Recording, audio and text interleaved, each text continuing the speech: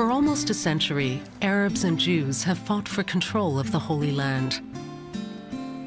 Jerusalem is sacred to all three monotheistic religions, Judaism, Christianity, and Islam. And here, politics and religion are profoundly linked. All three religions associate the city with their core beliefs. So how do those who live here cope with this tense situation?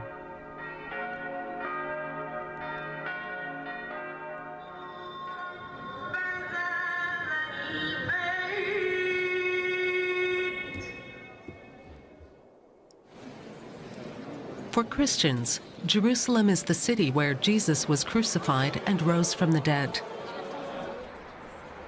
The Church of the Holy Sepulchre is built on the site where these events are believed to have happened.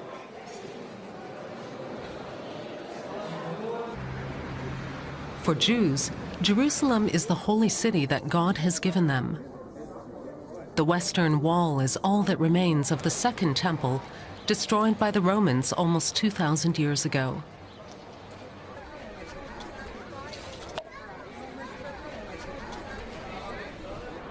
Where the temple once stood, Al-Aqsa Mosque now rises into the heavens. After Mecca and Medina, this site in Jerusalem is the holiest in Islam. The Dome of the Rock is built on the spot where Muhammad is believed to have ascended into heaven.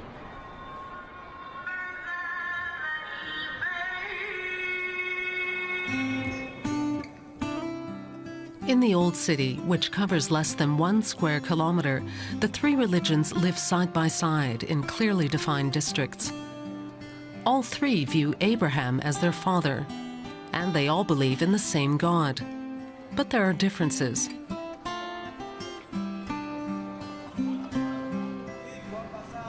There's also the political dimension. In 1967, Israel occupied East Jerusalem.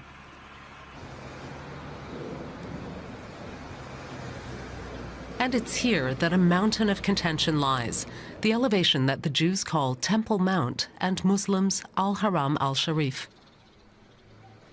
We are struggling and politically to run our boat and to get the most validity from all the different countries, Europeans, America, etc. Because we have the Arabs nations against us, but we know, so we always feel it, and we always have our finger on pulse.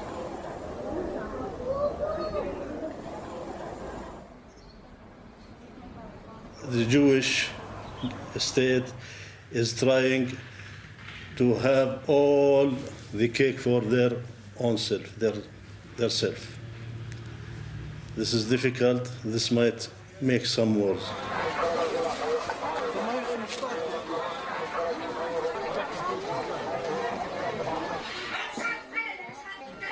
The Saids are Arabs and devout Muslims. Today, the women of the family are going together to pray at the nearby Dome of the Rock. Hanan is the eldest of the three girls.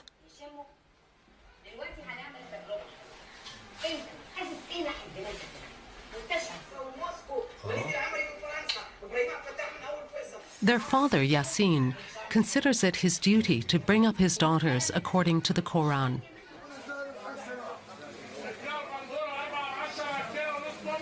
Arabs call it Al-Haram al-Sharif, the noble sanctuary, and that's exactly what it is to the Saids. From an early age, the children have been introduced to the religion of their parents in this sacred place. This is where the Prophet Muhammad is believed to have ascended into heaven on a winged horse to receive Allah's commandments, in what Muslims refer to as his night journey.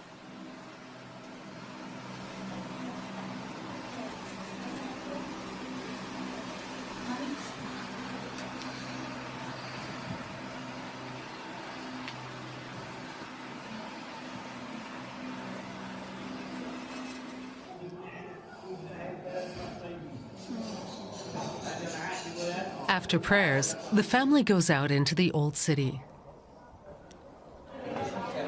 Yasin works here in a restaurant. freshly squeezed pomegranate juice is on sale all over Jerusalem. For the girls, it's a nice treat before they meet their father and accompany him on his way home from work.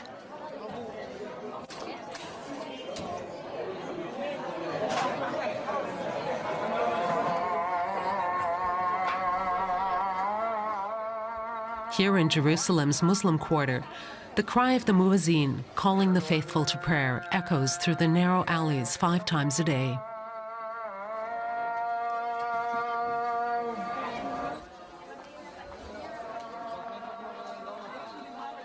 Yassin is a devout Muslim. Even though he doesn't pray 5 times a day, he has a strong connection to his religion. You know, when I wake up in the morning, I say, Ya Allah, in the way of God. So never mind which direction I choose, but I say in the name of God, I beginning my day.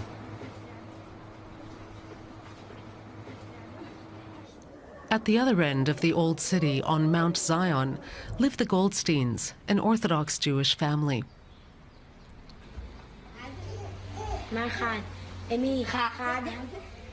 Before the evening meal, the girls, Zaha, Ronya, Raquel, Rivka, and Esther, have time to play.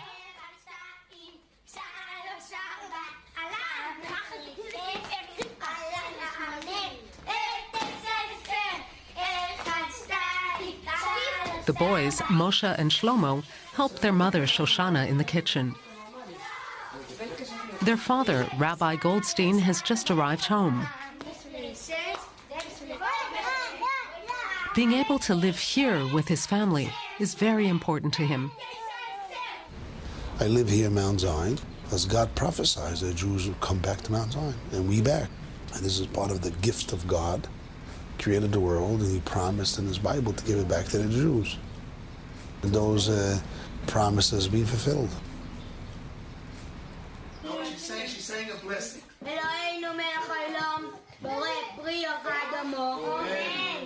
Basically, the people in this area, most of them are very religious, and their religion is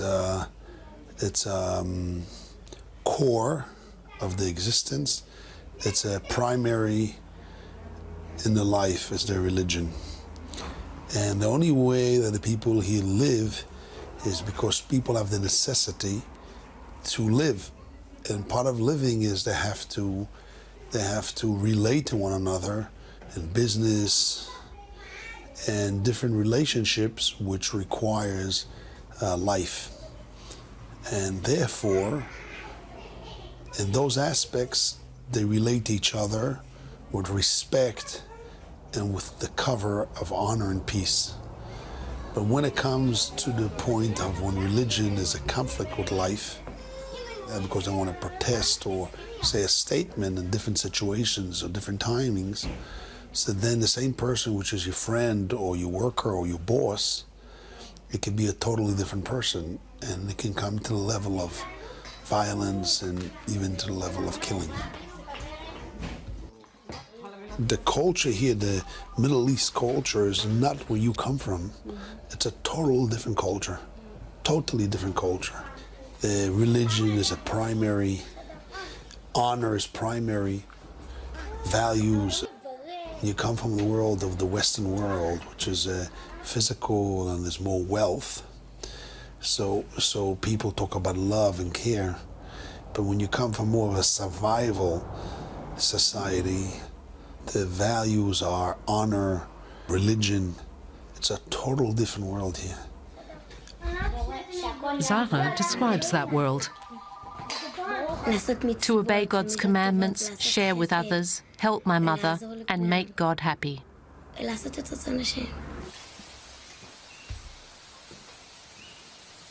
In synagogue, there are Torah readings on 3 days of the week, on the Sabbath, on Monday, and on Thursday. The service begins early in the morning. According to Orthodox tradition, at least 10 males over the age of 13 must be present. A Jewish boy is considered spiritually mature at 13. a new section of the Torah is read out each week, so that the first 5 books of the Bible, the Law of Moses, are read each year in their entirety. The women are separated from the men and participate silently. What does Rabbi Goldstein think is the essence of religion? I would say a few things, a few steps. Number one is the Jewish religion is built on a very, very strong foundation. The Bible claims that a few million Jews saw God and stayed alive and continue on to testify it.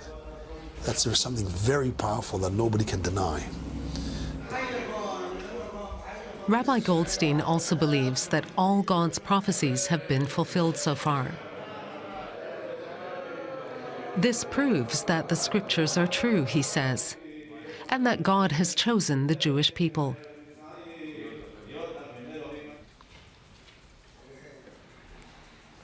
What would he say if one of his children wanted to marry someone from another religion? My first reaction would be, if I see if it's serious, I would try to convince the other spouse to become Jewish, to accept the Jewish religion. And my second thought will be that if, for example, if it's my daughter, according to the Jewish religion, if the mother's Jewish and the father's not Jewish, the children are still Jewish.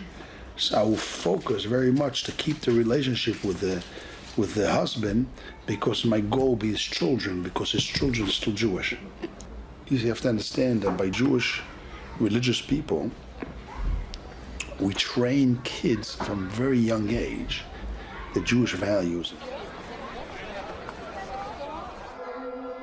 Back to the Muslim quarter.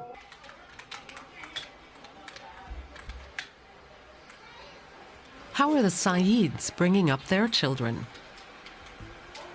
Their daughters mean everything to them. What do they want to pass on to them? To be a humans. How to be a humans, how to grow up in good, with good and enough experience in life. Hanan is 13 and Doha 11. The elder sister already knows what she wants to do when she grows up. To go to university.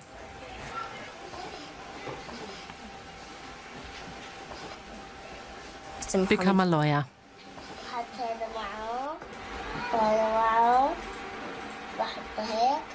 With regard to their daughter's education, the Sayyids are very modern and open-minded. At school, the children come into contact with other religions. This young, open-minded generation may hold the key to better relations between the communities. However, reconciliation would hardly be possible without the religious leaders also wanting it. And that is not always the case.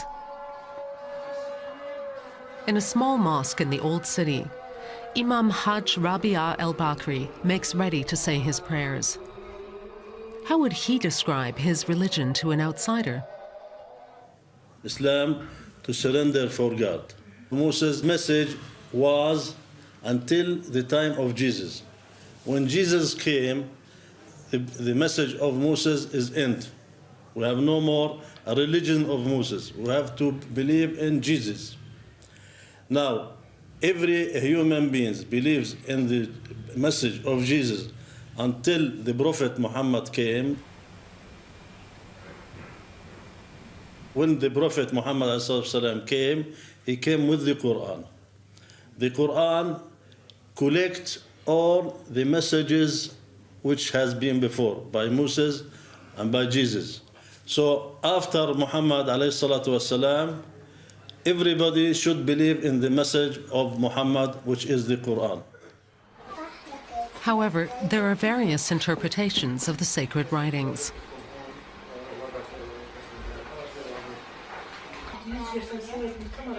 Yassin's wife comes from Jordan. His relatives arranged the marriage. Islam rejects the notion that the Jews are God's chosen people. It views the Christian notion of a Trinitarian God as blasphemous. Nevertheless, Yasin gets along well with Jews and Christians. But what would he say if one of his daughters wanted to marry someone from another faith? I will say no. Either he come Muslim or no. It's not allowed in our religion.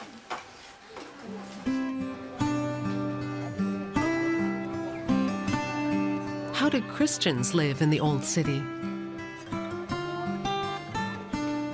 Close to the 7th station of the Cross, on the border between the Muslim and Christian quarters, lived the Shahadas.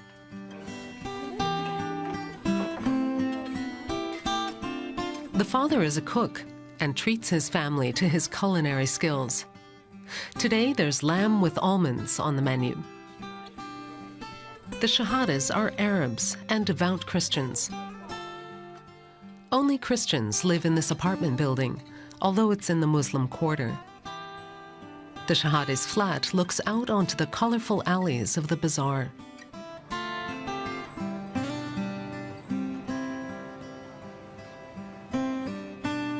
Ruti Shahada is a nurse at a children's hospital. Today she has a night shift, but that doesn't bother her. I love my job. In a few words, that really I love my job. I don't mind who they are, what they are. You know, in the hospital there are plenty, Muslim, Christian, Jewish, even other religious, and I take care as nursing said, for everybody is the same. The residents of Jerusalem are generally helpful and respectful towards each other. But when it comes to religion, tensions suddenly surface. Some people even get angry about their own religion. Every story had a mission, every story had something that we have to say, a light that we have to say, to see in how great Jesus is. I can't say there's a special part, you know.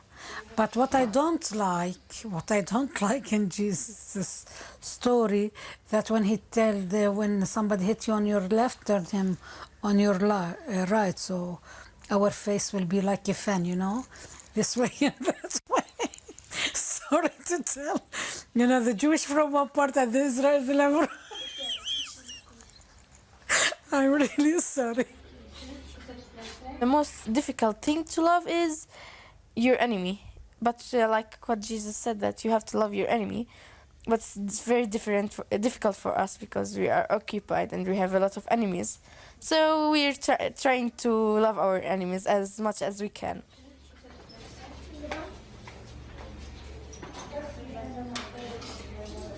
Elvira wants to go to university and become a chemist. However, in a city like Jerusalem, where even children are drawn into political and religious tensions, she's anxious about her future. Now I'm living my life, but in the future, what will happen?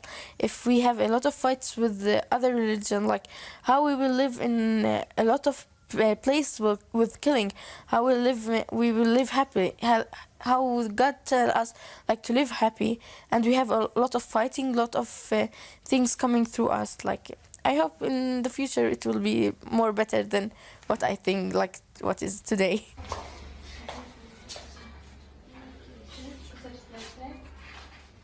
It will be really hard for them, really, really hard.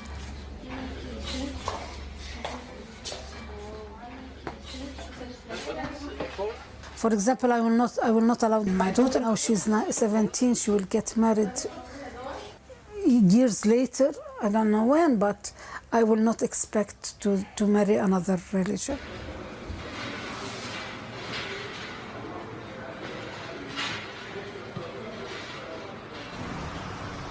Looking east from Jerusalem, you can see the 7-meter-high wall that Israel has built to enclose the Palestinian territories.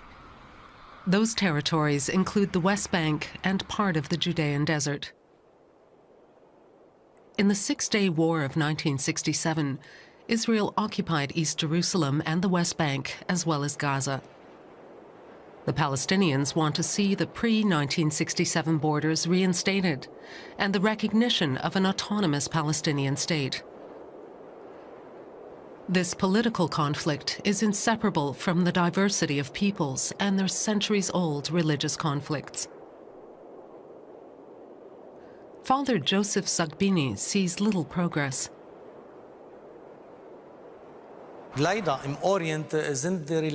Sadly, religions are sometimes a source of division in the Middle East, rather than a basis for living together. Among the people of the Middle East, religious feelings are the most sensitive.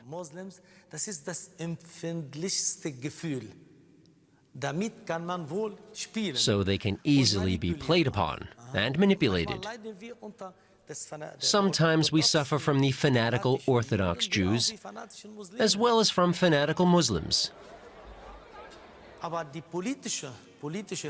the political question is the most important.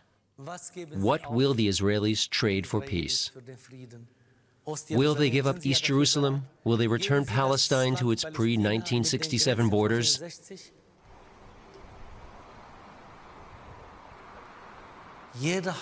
Everybody has their rights. We are all humans, God's creation. That's the Christian view. When we in the church talk with others, it's about peace, about the rights of both nations, the Jewish people and the Palestinian people. Both have rights. The reality that we experience is that peace is a long way off.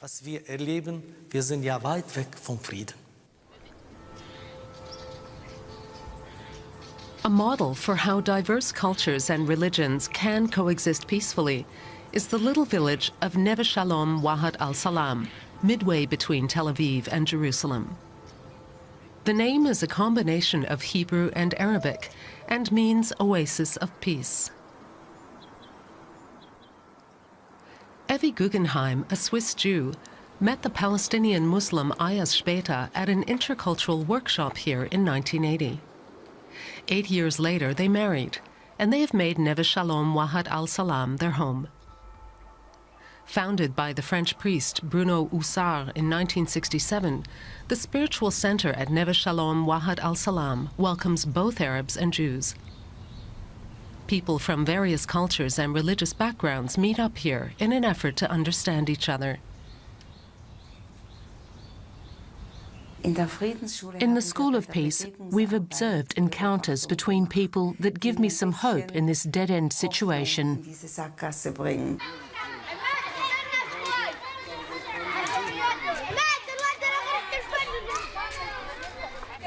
I think the feeling toward the others, all the negative attitudes, all the what we call the fundamentalism, it's not belong to religion. It's belong to the psychological, social attitude of the person.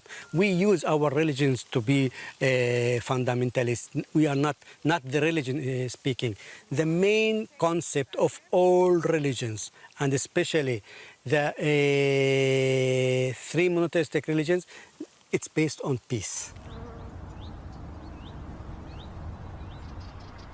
There's a place on the village slopes where everyone is welcome to pray in silence or to meditate.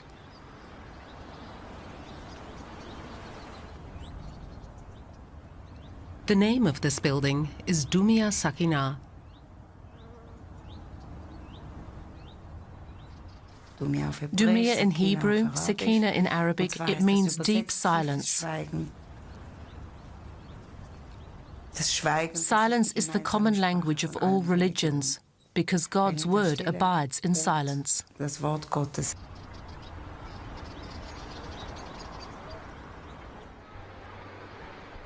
You know, when I see Jerusalem, it's part of paradise.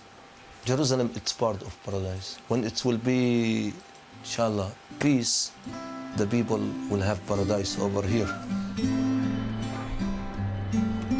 Jerusalem, that's house of God. So house of God will accept everybody. Jerusalem has a unique symbolic significance, politically and religiously, and can't really be compared with any other place on earth. 3,000 years ago, King Solomon built the first Jewish temple here. As the city of the Temple, Jerusalem became the center of the Jewish faith. But since then, it has been subject to various cultural and religious influences. The claims of individual groups that the city belonged to them alone have repeatedly been the cause of war. In spite of all the failed roadmaps and diplomatic initiatives, the conflicting parties say they want peace. And there is a real possibility they could achieve it. But for that to happen, 2 nations and 3 religions would have to become reconciled.